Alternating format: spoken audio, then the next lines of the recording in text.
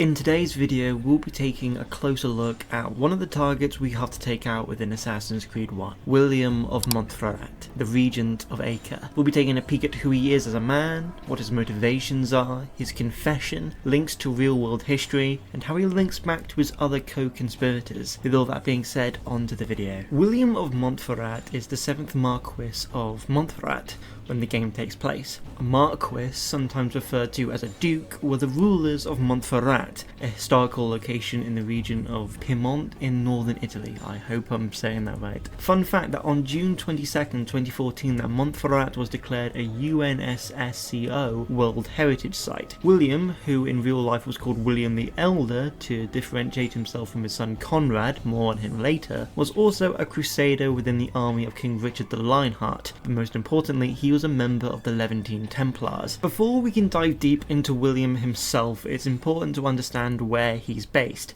William was based in the city William was fucking based.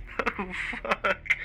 I amuse myself sometimes. William was based in the city of Acre, a key stronghold for the Crusaders within the Third Crusade. In the year of 1190 AD, the Knights Templar, as part of King Richard's army, laid siege to the city and had intentions on poisoning the water supply in order to wipe out the population. This is all purely fictional at this point. Altair ibn al-Ahad was able to prevent this from happening by assassinating the lead Templar in charge. Whilst this plot was foiled, this did not stop King Richard by taking Acre the following year and become the central hub of the kingdom until the end of the Crusades. Acre was being used by Christian Crusaders to stockpile weapons and troops as they had full intentions on marching south towards Jaffa, at least in terms of the historical period of the time. We can actually hear Al-Mualim talk about this during one of our encounters with him early on in the game. After that, they had planned to lead an all-out siege upon Jerusalem, which they wanted to reclaim for their faith, which was sort of the whole point of the Crusades. Whilst all of this was happening, and while King Richard was fighting Saladin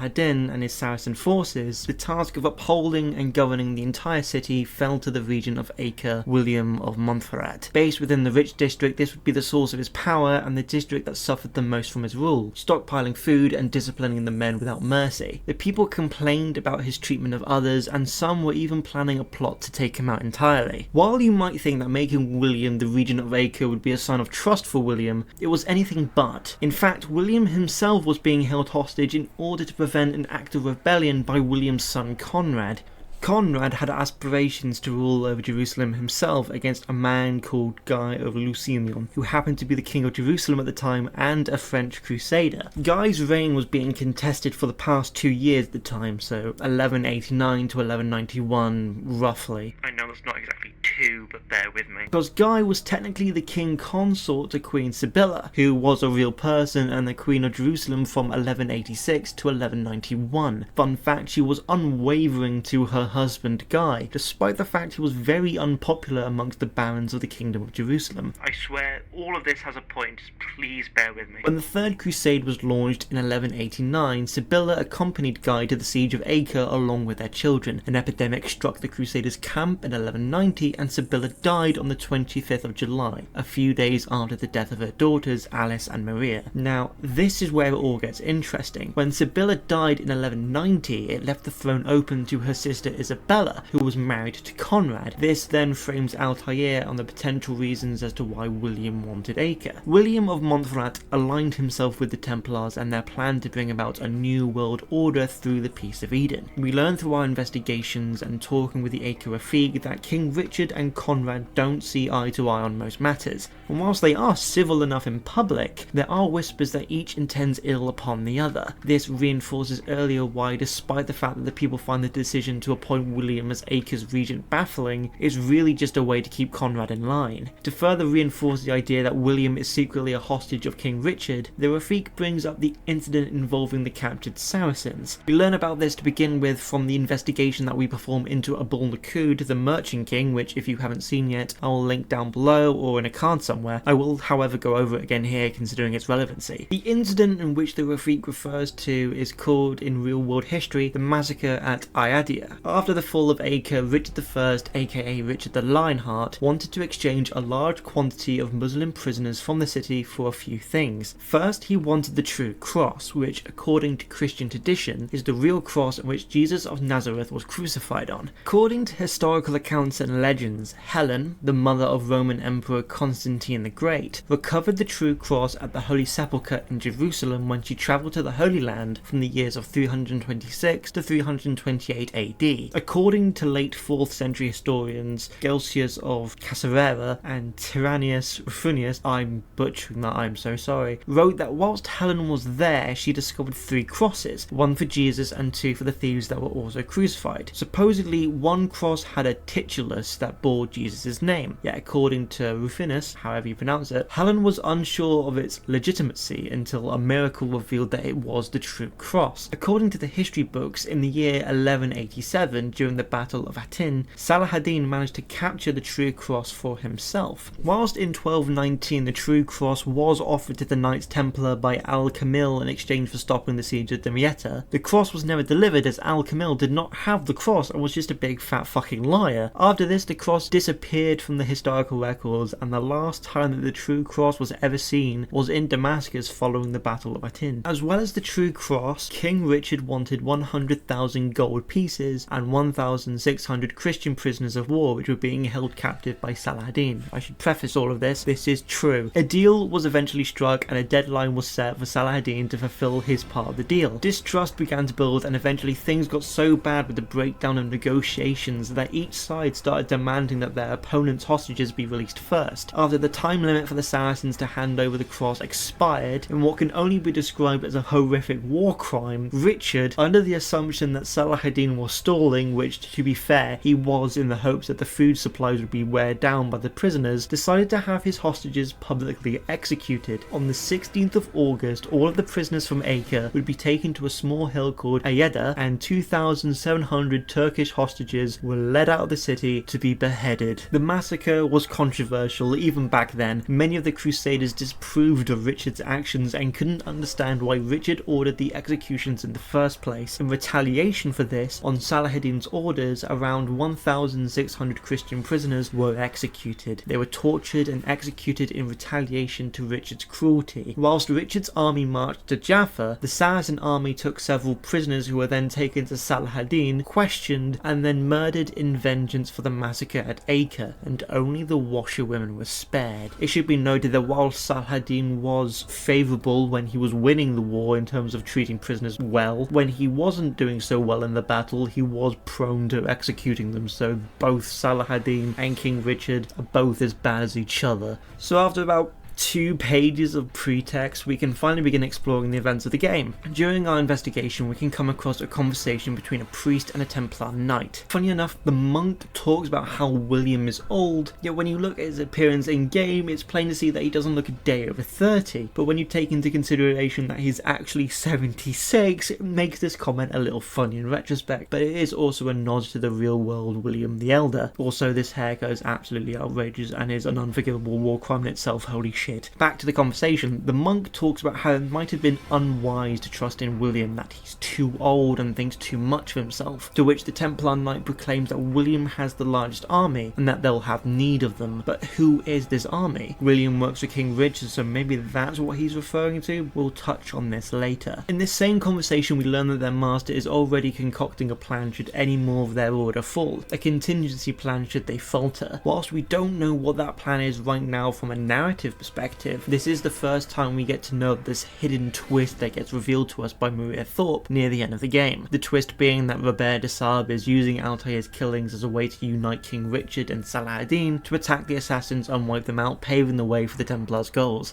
Okay, editing bish here, because I completely forgot to do this in the original voiceover. That being said, in the PC port of this game, this conversation doesn't happen at all, and is instead replaced by an informer challenge where you have to destroy merchant stalls. The reason for doing this is because William is trying to undermine King Richard by having corrupt merchants deliver shoddy merchandise to the people for an extortionate amount. That or the original mission with the monk and the Templar Knight gave too much away or was deemed too repetitive in regards to gameplay. Also, while I remember, after doing said mission where you destroy the corrupt merchant stalls, we can come across a letter from one of William's men. Apparently, William's men fear he's destined for failure, yet they will not turn to the king for help. There is mention of a third man who resides within the harbour of Acre, yet he inspires little confidence too, this man being Sir Brand. That letter reads, "Master, work continues in the chain district of Acre, though we are concerned about William's ability to see this through to the end. He takes his duties a bit too seriously, and the people may reject him when the time comes. Without the aid of the treasure, we can ill afford an uprising lest it recall the king from the field, and then your plan will be for nothing. We cannot reclaim what's been stolen unless the two sides are united. Perhaps you might prepare another to take its place, simply as a precaution. We worry that our man in the harbour will become increasingly unstable. Already he talks of distancing himself, and this means we cannot rely on him should William fall. Let us know what you intend that we might execute it.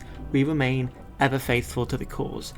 Back to the original video. One of our investigations leads us to an informant. The informant tells us that King Richard and William had a disagreement shortly before Richard left for Jaffa. Since then, he never leaves the citadel and is surrounded by his army, making reaching him a daunting task. Some of the preachers around this district end up spewing propaganda about William, insulting the king, claiming that he's indecisive and that William knows what to do if you'd only listen to him. He does not wish to see more people get slaughtered at the behest of an uncertain king. This becomes ironic later on, but we'll get there, I promise. And that they must trust in a man strong in his convictions, a man like William. After beating some sense into one of these preachers, we learn that William is having a meeting today with King Richard. They're bound to argue, which seems to be a common occurrence, and then William will retreat back to the castle to berate his men. Again, can we appreciate another cold line from Altair here? Richard berates William, William berates his men. He won't see you. I already told you. I need to see William. I never said he needs to see me. Now that we've performed our investigation, we return to the bureau, grab Al-Mualim's marker, and head to the citadel to end William of Montferrat's life.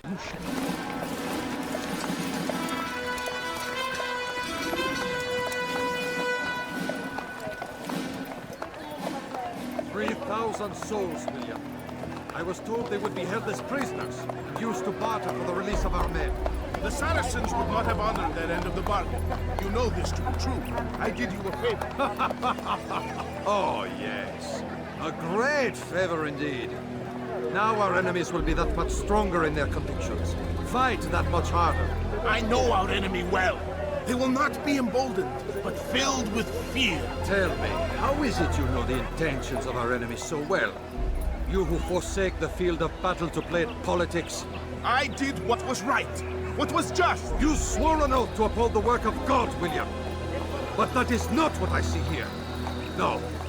I see a man who's trampled it. Your words are most unkind, my liege. I would hope I might have earned your trust by now. You are Acre's regent, William, set to rule in my stead. How much more trust is required? Perhaps you'd like my crown. You missed the point. But this is nothing new. Much as I'd like to waste my day trading words with you, I've a war to fight. We'll have to continue this another time. Do not let me delay you then, Your Grace.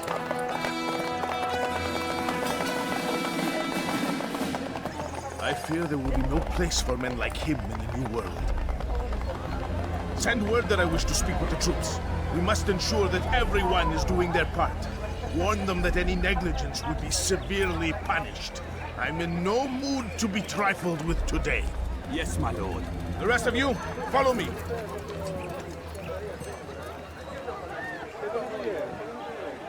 Okay, so this is where Assassin's Creed deviates from real-world history. So instead of King Richard ordering the executions of the Saracen troops, it was William who committed the atrocity, and the number being far greater of 3,000 souls. William claims that the Saracens wouldn't have upheld their end of the bargain and claims that he did Richard a favour. Richard laughs and tells William that because of what he's done, the Saracens will fight that much harder, be that much stronger in their convictions, prolonging the war and causing more bloodshed. A strange comment from William that he knows their their enemy well, and that they will not be emboldened but rather be struck by fear by their brutality, showcasing William's intentions. Richard then proclaims that William forsake the field of battle to play at politics, when it was King Richard who put William there due to the political realities happening between William's brother Conrad and the current King of Jerusalem, Guy. William then says he did what was right, what was just. Richard then spits that William swore an oath to uphold the work of God, but has instead trampled it, which is fucking ruthless. It's amazing then how different Richard is from real world history, but does go on to show how ruthless and terrifying the Templars can be in pursuing their goals. Was this necessary?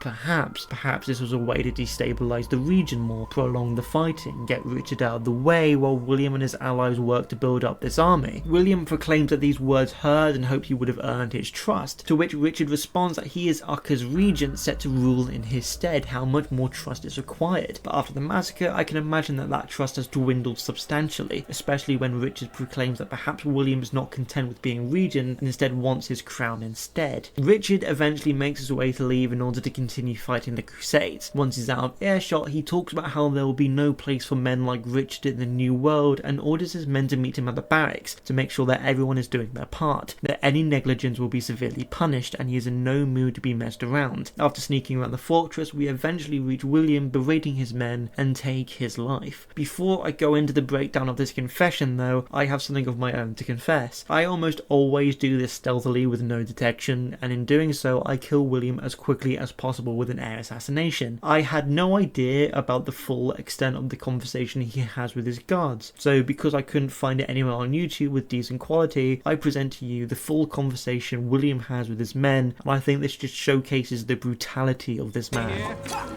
come from speaking with the king, and the news is grim. We stand accused of failing in our duties. He does not recognize the value of our contributions to the cause. For shame! He knows nothing! He's wrong! Peace! Hold your tongue! Aye, he speaks falsely, but his words are not without some merit. To tour these grounds, it is easy to find fault, to see imperfection. I fear we have grown slack and lazy. Never! We are committed! Why do you say this? I see the way you train. You lack conviction and focus. You gossip and gamble. Tasks sent to you are left unfulfilled or poorly performed. This ends today. I will not suffer further degradation at his hands. For whether or not you see it, and you should, this is your fault. You've brought shame upon us all. Skill and dedication are what won us Acre, and they will be required to keep it. I have been too lenient, it seems. But no more. You will train harder and more often. If this means missing meals, missing sleep, so be it. And should you fail in these tasks, you will learn the true meaning of discipline. Bring them forward. If I must make examples of some of you to ensure obedience, so be it. The two of you stand accused of whoring and drinking while on duty. What say you to these charges? My lord, please. We meant no harm by it. We forgot ourselves. It will not happen again. No, it won't. Disregard for duty is infectious. It shall be rooted out and destroyed. In this way, we may prevent its spread. Am I understood? Yes, my lord. Of course, by your command. Good, good.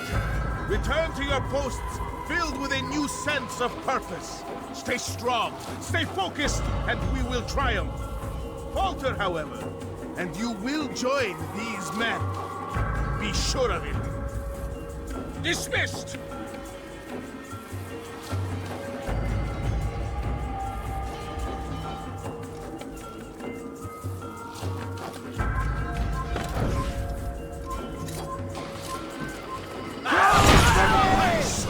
Rest now.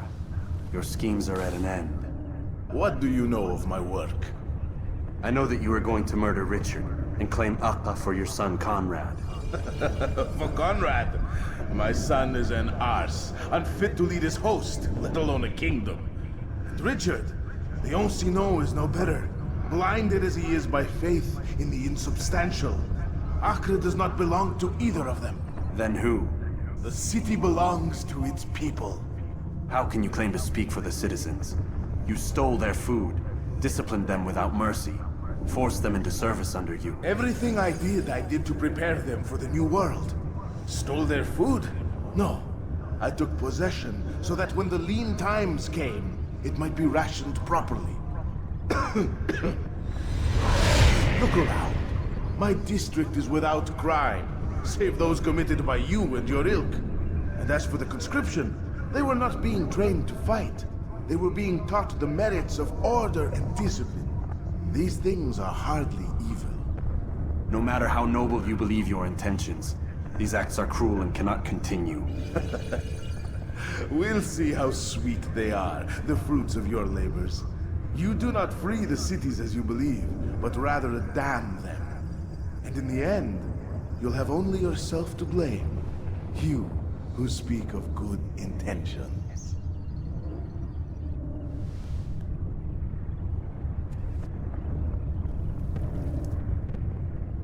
Okay, now that's done, on to the confession. This confession is a fantastic one, as I believe it truly humbles Altair and his assumptions. He believed that William had plans to kill Richard and take Acre for his son Conrad. I keep saying Acre and Acre differently, fuck. Acre at this time is the seat of King Richard's army within the Holy Land, and it makes sense. However, William proclaims that his son is an arse, unfit to rule its host, let alone an entire kingdom. And as for Richard, he almost feels pity for him, who believes so strongly in his faith in God and the dogma that guides him, yet again showing how these Templars don't believe in God on either side of the conflict, which is extremely rare given the circumstances of the time period. We'll touch more on that theme when we get to Sabran, because I feel like that's a more appropriate time to go into that specific theme in depth. But no, Acre isn't for his son, it's meant for the people. Altair is taken aback by this. How can he say such a thing when he stole food from the people and disciplined them without mercy, forcing them into conscription? William tells us that everything he did for the promise and the preparation of the new world. He took the food so that when the hard times came, it could be rationed and distributed fair and equally. He's proud of how his district is without crime and disorder, and that the only criminals here are the assassins. And William tells us that he wasn't teaching them how to fight, but teaching them the merits of order and discipline. William is a big part of the Templar conspiracy, and his whole role links back to all of the other Templars that we've taken out so far. Remember the interaction with the monk and the Templar knight, on how his army is the largest, but it all comes back to the Templars' grand plan for the Holy Land. Tamir from Damascus ran the Merchants Guild and the Black Market and was instrumental in creating weaponry. Talal from Jerusalem was instrumental in kidnapping the poor, the weak, the homeless, the forgotten, and shipping them off to Acre, where Garnier the police would work on them, heal them, and ultimately become brainwashed. These men and women were then taken over to William to train up to become soldiers, ready to take the fight for the Templars, whilst Abul Nakud, the Merchant King, financed the entire operation by stealing money from the wealthy merchants and nobles from Damascus. All of these men working in tandem to unite under one banner, one singular cause. Whilst individually their work might seem confusing, bizarre, and unconnected, when viewed as a whole under the understanding that these are all Templars, all of their actions begin to make sense, and you can follow along as to why each member of the Order was needed for their vision of a united and peaceful Holy Land. Whilst they might have good intentions and can seem like a necessary evil for a better tomorrow, it's ultimately the methodology that's flawed here. People should have the ability to choose, and that's ultimately what the assassins begin to adapt, or originally were, but somehow got warped between Origins and AC1, but I digress. William is a wonderful character, and it introduces so much